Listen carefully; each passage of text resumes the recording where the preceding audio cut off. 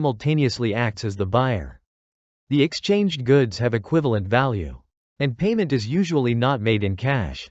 This method typically occurs in countries with strict foreign exchange controls, where payment in cash or strong convertible currencies is limited.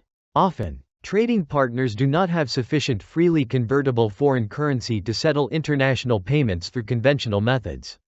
So they turn to goods exchange as a solution to maintain import-export activities. Moreover, goods used in counter trade are often of average quality, less competitive, or difficult to sell in international markets. So parties accept exchanging goods to clear inventory and meet essential needs. A key characteristic of counter trade is that the utility value of goods takes precedence. Initially, the exchange focuses on satisfying specific needs, such as raw materials, machinery, foodstuffs, or essential consumer goods, rather than maximizing profit. In this phase, parties pay little attention to the monetary value of the goods. However, with the development of international trade, counter trade has evolved. Today, enterprises participating in counter trade consider not only the utility of goods but also their economic value and profitability, selecting items with potential gains. As a result, counter trade has gradually shifted from its traditional form of exchanging goods to meet needs toward a more commercial and profit-oriented approach. Another important feature is the limited role of currency. In counter trade, money is not the primary means of payment but serves mainly as a unit of account to compare and value goods. Parties may still price goods in monetary terms to establish exchange ratios, but actual payment is predominantly in goods.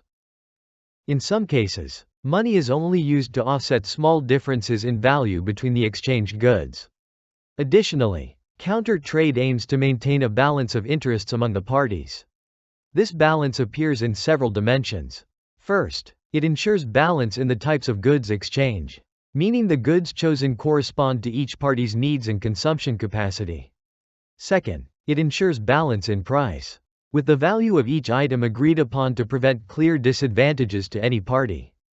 Third, it ensures balance in total value, meaning the overall value of goods delivered and received by each party must be equivalent or only differ within a pre-agreed margin. In international trade practice, counter trade is implemented in various forms, depending on the economic conditions, financial capacity of the parties, and characteristics of the goods being traded. The oldest and most classic form is barter. This is a direct exchange in which one type of goods is traded for another of equivalent value. Barter appeared very early in human history, before money developed or played a central role in trade. However, in modern international trade, the goods exchanged are not always of exactly equivalent value.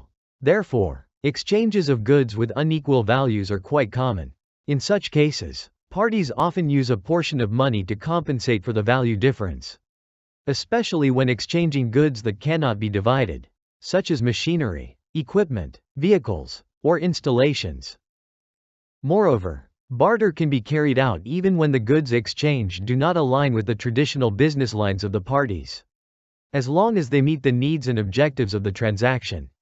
Another form is compensation. In this method, parties do not pay each other in cash but exchange goods or services of equivalent value. After offsetting the value of goods between the two parties, if there is still a residual, it will be settled according to the creditor's request, either in money or other goods as agreed. Compensation can take several forms. First is direct compensation, where export activities are directly linked to import activities, forming a closely related pair of transactions. Second is pre-compensation, where one party delivers goods first, and the other delivers the counter goods after a certain period. Third is parallel transaction, in which both parties deliver goods within the same period. Although the values of goods delivered may not be equal, neither party delivers first, reducing risk for both sides. Counter purchasing is commonly applied in transactions involving machinery, equipment, or factories, especially when the buyer cannot pay in cash or strong foreign currency. In this case, both parties typically sign contracts to purchase goods from each other. The supplier of machinery, equipment, or a factory commits to buying certain goods from the importer with a value equivalent to the machinery, equipment, or factory sold. Often, A Memorandum of Understanding (MO) is signed, in which the exporter promises to import the other party's goods in the future. However, this MO does not carry the same legal binding as a contract. So the commitment to import is only indicative, not legally guaranteed. Another form is buying back, in which one party supplies equipment, production lines, inventions, or technology to the other party and simultaneously commits to buying back the products produced from the supplied machinery, equipment, or technology. Buying back is often applied in production investment projects, technology transfer, and factory construction, ensuring a stable market for the imported products and helping the supplier recover capital and exploit their technology efficiently. Switch is a counter-trade operation where the receiving party transfers the debt of goods to a third party, who will make payment to the exporter. Switch is often used to handle difficult-to-pay debts, leverage trade networks, or restructure financial obligations among involved parties. Finally, offset transactions involve using goods and/or services to obtain certain privileges or concessions, commonly found in government-related deals, particularly in defense and security sectors. For example, a supplier of military equipment may receive certain military, industrial, or economic privileges from the importer. Offset transactions, therefore, are not purely commercial but closely linked to strategic interests and national policies. Operationally, counter-trade can be executed in two ways. First, by signing a single contract that fully specifies the rights and obligations of both parties, often used when governments or large enterprises are involved. Second, by signing two separate contracts, each resembling a standard sales contract but closely linked. Execution of one contract is a condition for executing the other. The content of a counter-trade contract includes the list of goods, quantity, value, price and pricing method, and delivery terms. Due to its exchange nature, the contract always requires a balance of interests between parties, reflected in the goods, price, or total transaction value.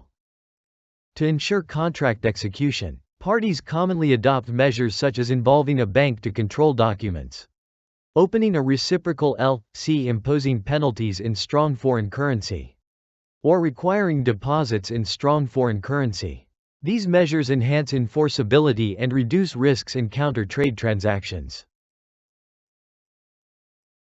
Commercial processing is a form of trade in which one party, known as the processor, uses part or all of the raw materials and components supplied by another party, called the principal, to carry out one or several stages of production at the principal's request in exchange for a processing fee, as defined in Article 178 of the Commercial Law 2005.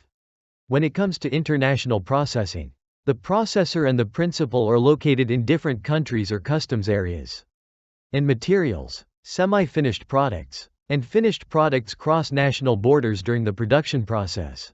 International processing is typically applied in labor-intensive industries and often involves complex operations. It generally functions as a unidirectional market, meaning that goods flow primarily from the principal to the processor, and processors benefit from certain tax and customs incentives. Based on the ownership of materials, international processing can be classified into three types. The first is passive processing, where the principal supplies all the raw materials and the processor simply transforms them into finished goods. The second is active processing, in which the processor purchases raw materials independently, carries out production, and sells the finished products back to the principal. The third is combined processing, where materials may be provided by both the principal and the processor. In terms of processing fees, there are two common arrangements. Contract-based processing specifies a fixed fee for the entire contract, while cost-plus processing reimburses the processor for actual costs incurred plus an agreed-upon profit margin.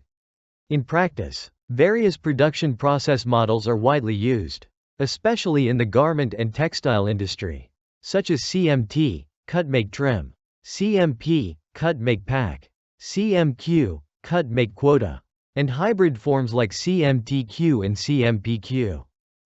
Depending on the number of participants, international processing can involve just two parties, a single principal and a single processor, or multiple processors.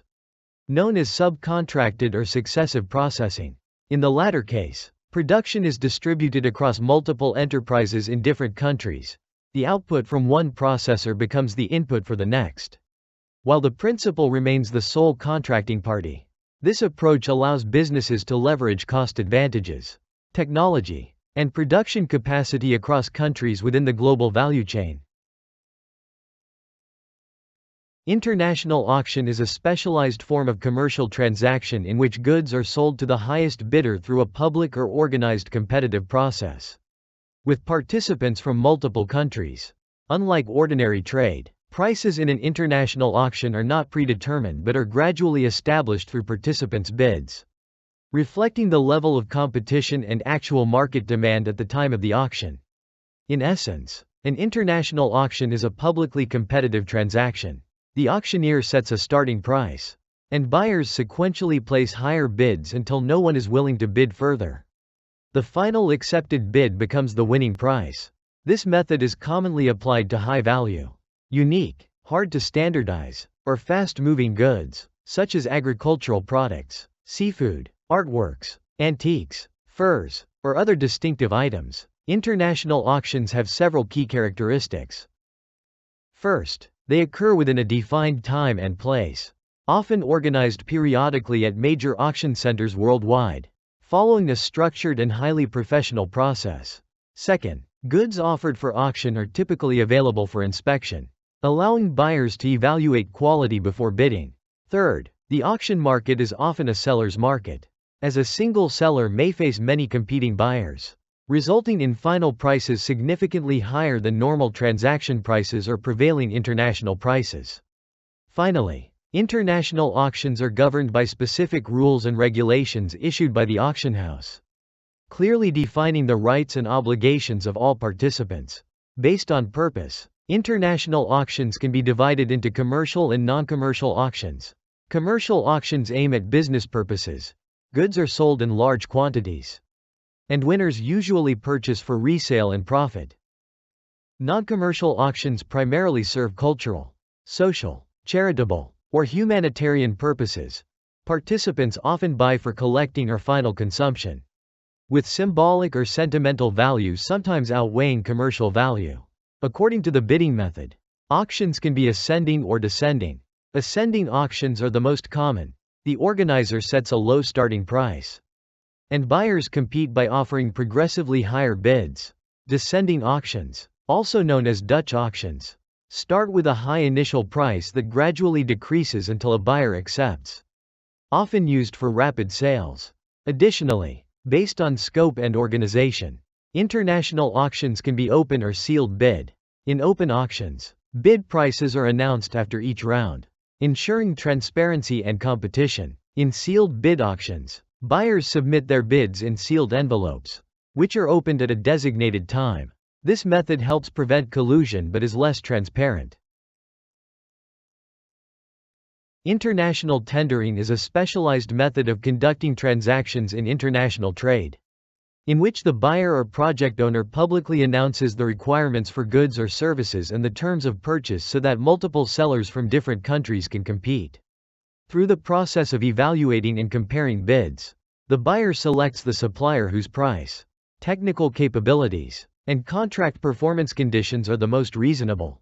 In this method, the buyer plays an active role, as they establish the rules, criteria, and ultimately decide the outcome of the tender. A key characteristic of international tendering is that the transaction is conducted publicly, with strict regulations regarding time, location, procurement scope, and procedures, all governed by a specific set of rules known as the tender regulations. Tendering is usually applied to high-value, technically demanding, standardizable, and substitutable goods or services, such as construction projects, equipment procurement, and technical consulting, because there is typically a single buyer but multiple competing sellers. The buyer often holds the advantage and negotiating leverage. Tendering helps ensure transparency, openness, and economic efficiency, and is especially common in projects financed by loans or international funding, where the funder and the user of funds are separate entities. However, in practice, tendering does not always guarantee absolute fairness, as the buyer may influence the selection process through the criteria and conditions they set. In terms of classification, based on the procurement object, international tenders can be construction tenders, equipment procurement tenders, consultancy tenders, or project management tenders.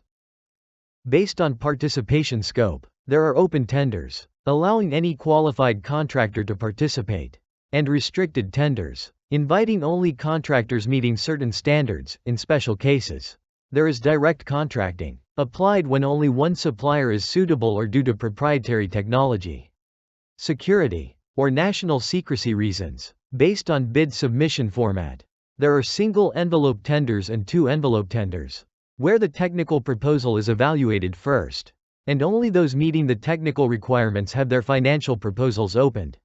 Additionally, tenders can be organized in a single stage or multiple stages. Multi-stage tenders are usually applied to large, complex, high-value projects with special technical requirements. Trading through a commodity exchange is a special form of buying and selling in both international and domestic trade, where transactions are conducted in a centralized market. Here, through brokers designated by the exchange, parties buy and sell large quantities of standardized and interchangeable commodities, such as agricultural products, metals, and energy. According to the 2005 commercial law, trading through a commodity exchange is a commercial activity in which parties agree to buy or sell a specific quantity of a certain commodity through the exchange. In accordance with standards issued by the exchange, prices are determined at the time the contract is concluded, while the delivery time is set at a specific future date. This highlights the central role of the exchange in organizing, supervising, and ensuring transparency in transactions. A key feature of commodity exchange trading is that transactions take place at fixed locations and times as stipulated by the exchange. The traded commodities are homogeneous and highly standardized in terms of quality, specifications, and quantity, allowing lots to be interchangeable. Transaction volumes are usually large and concentrated. Buyers and sellers do not trade directly but go through brokers appointed by the exchange, ensuring objectivity and reducing transaction risks. Prices are formed based on free competition and are influenced by market supply and demand, but must strictly comply with the rules, standards, and regulations of the exchange, including requirements on quantity, quality, and delivery time. Due to the concentration of supply and demand for a commodity in a specific area and time, prices on the commodity exchange closely reflect market fluctuations and are often used as reference prices in international sales contracts. Regarding transaction types, spot trading involves the immediate delivery and payment of goods shortly after the contract is signed, meeting actual buying and selling needs. Forward trading involves agreeing to buy or sell a commodity at the present time but with delivery and payment at a specified future date, typically used to stabilize prices and hedge risks. Option contracts give the buyer the right, but not the obligation, to buy or sell commodities at an agreed price within a certain period, in exchange for paying an option premium. Additionally, hedging operations involve enterprises using exchange transactions, especially forward and option contracts, to manage price volatility risks, thereby contributing to stable production in business operations. This example will help you better understand forward trading. This example will help you better understand option transaction. This example will help you better understand option transaction. This example will help you better understand hedging transaction. This example will help you better understand hedging transaction.